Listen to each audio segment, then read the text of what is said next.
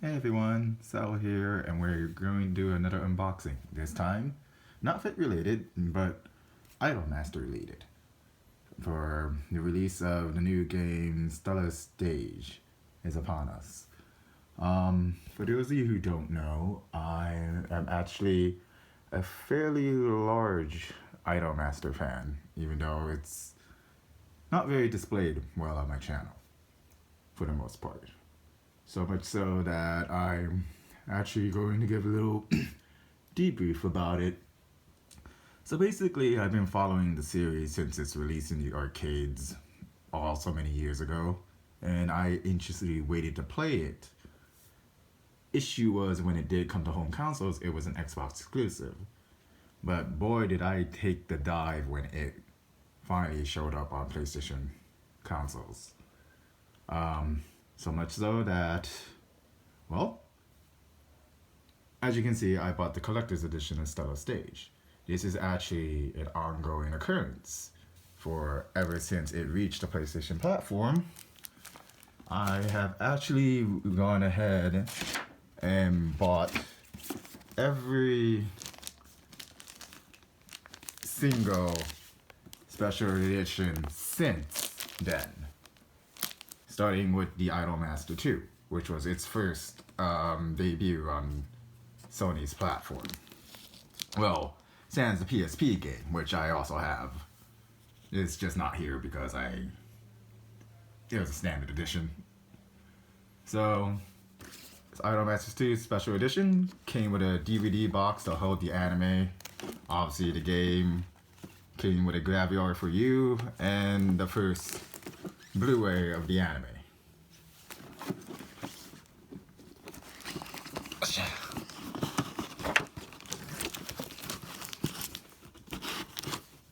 Then we went on to One for All, which was the first one that had, I believe, the 5-man units. This one was fun for the most part. It actually toned down the gameplay a bit, but all in all, you know, this and that. Also, it was pretty much the last time the special editions were big, to a degree.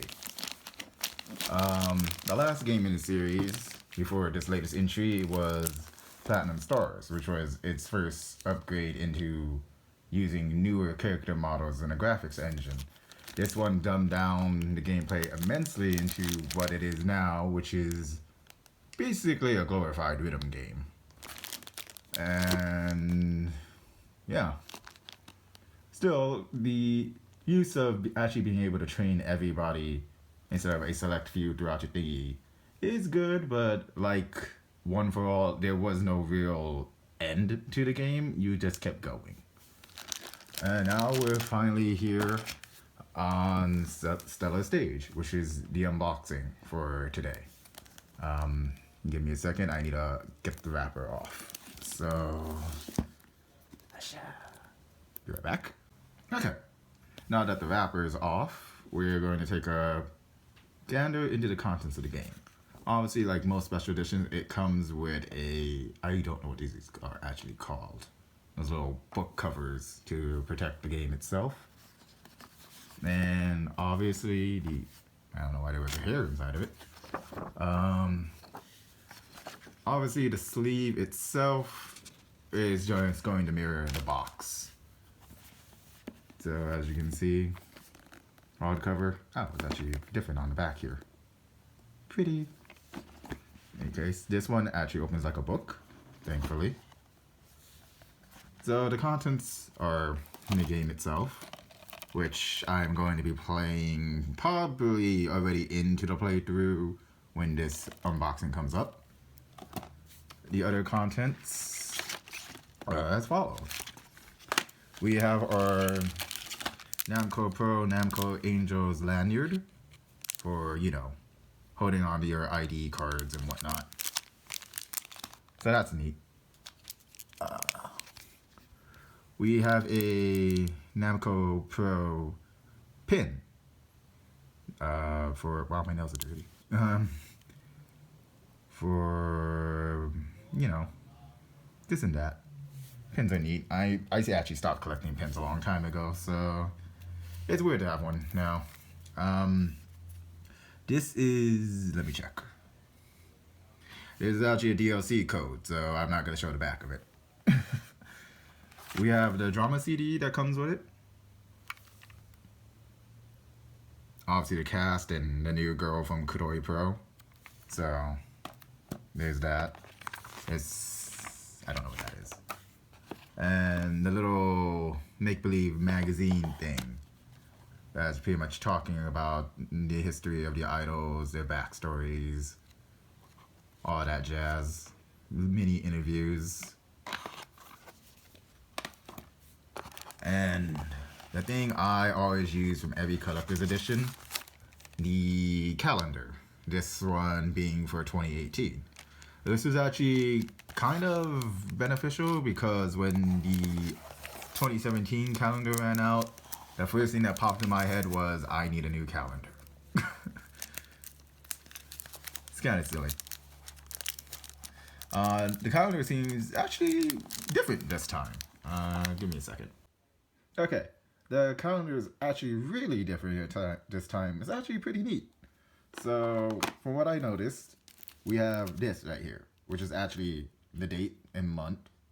You slip it in to the bottom portion, and what's different about it this time is instead of it having a different idol displayed every month and whatnot, they have a display card for you to customize it the way you want to. So, as you can see, the different idols located at the top. You take the one you want. For me, it'll most likely be Takane. You bring it up. Slip it into the front, hopefully. This is actually really hard to do with one hand. And without the kickstand in place because I haven't put it up yet. Ah! I am not a pro unboxer.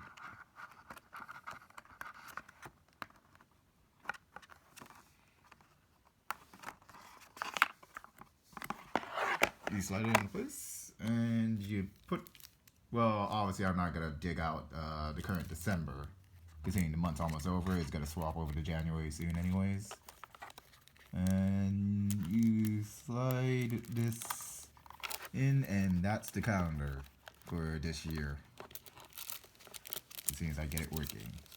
I'm bad. Obviously, you don't want that plastic in there, so that the card could actually slide in. And that would be the calendar for this year.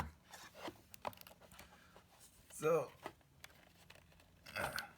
I'm gonna have to figure out how this kickstand works.